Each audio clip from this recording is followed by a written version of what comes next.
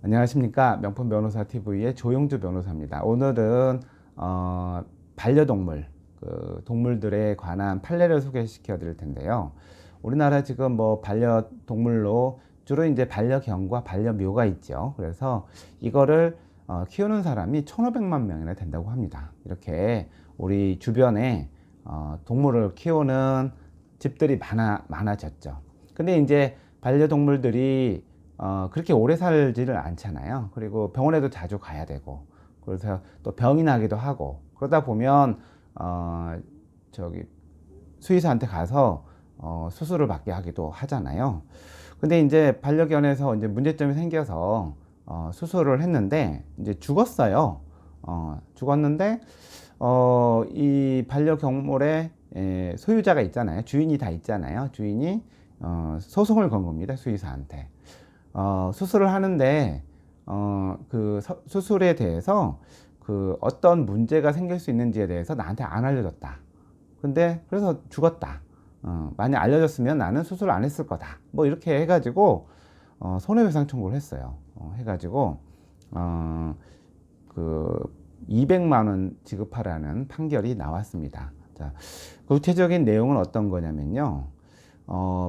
반려견이 각막 손상을 치료했나 봐요. 그래서 강남에 있는 동물병원에 가서 이제 의사한테 보여주니까 수의사가 각막 손상이 심해서 이 강아지는 눈이 멀 우려가 있다라고 해서 약을 먹이는 대신에 제3안검 플랫술이라는 수술을 받게 했나 봐요.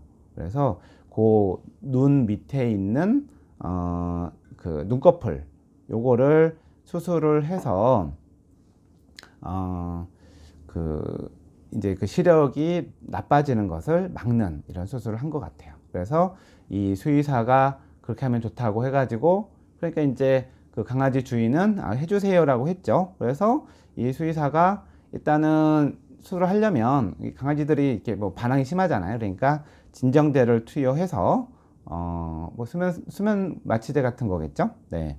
그 다음에 수술하는데 요거 이제 요 각막 요거 수술하는데 수술한 후에 끝나고 나서 호흡곤란을 보이다가 강아지가 죽었습니다. 예.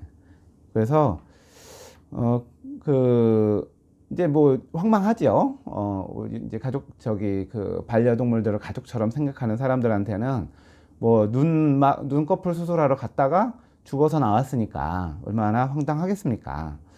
자, 이렇게 사실은 이제 인간도 이렇게 마취과 의사들이 따로 있는 것처럼 이렇게 수술을 할 때 마취를 해야 되는데 마취가 잘못돼서 죽는 경우들이 가끔씩 생기거든요. 그리고 마취를 할 때 저도 뭐 어떤 작은 수술할 때도 보게 되면 심전도 검사를 해요. 그래서 심장이 잘 뛰는지 문제가 없는지 뭐 이런 것들도 파악을 하고 나서 마취를 하거든요. 근데 아마 이 강아지도 이제 어차피 이게 마취인데 심장 상태가 정상인지 또 혈압이 정상인지 이런 거 확인해서 이런 것들이 문제가 있다면 뭐 수술을 안 했어야 되겠죠. 근데 이런 내용에 대해서 강아지 주인한테 얘기를 안 한 것 같습니다. 안 한 것 같고 그 다음에 강아지가 호흡곤란 상태에 빠졌는데도 불구하고 적절한 응급조치를 취하지도 않은 것으로 이제 나와 있나 봐요. 예. 그래서 이제 이 강아지 주인이 일단은 치료비, 그 다음에 위자료 이런 것들을 이제 청구를 한 것이고 법원도 위자료와 그 다음에 이제 장례비까지 인정을 했습니다. 요새는 반려동물이 죽으면 장례비까지 손해배상액으로 인정을 해주는 것 같습니다. 예, 그래서 동물에 대한 의료 행위도 동물이 뭐 스스로 자기가 결정하는 건 아니잖아요. 뭐 내가 수술 받을래 안 받을래가 동물이 결정하는 게 아니라 동물을 보호하는 동물의 소유자가 결정하는 것이기 때문에 이 사람한테 주인한테 이 수술하면 어떤 부작용이 있고 또 어떻게 될 수도 있고 뭐 이런 것들을 설명을 해야 된다라는 구체적인 판시를 한 판례라서 의미가 있는 것 같고요.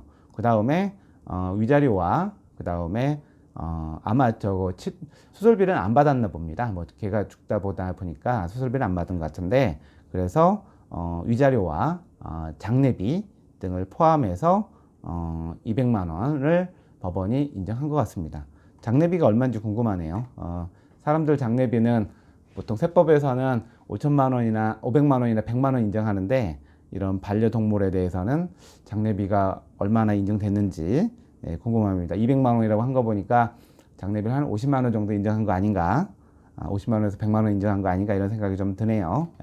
아무튼 동물병원에서 수술할 때 그 수의사가 제대로 설명하지 않아서 반려동물이 죽는 경우에는 손해배상 청구가 가능하다라는 말씀을 드리도록 하겠습니다.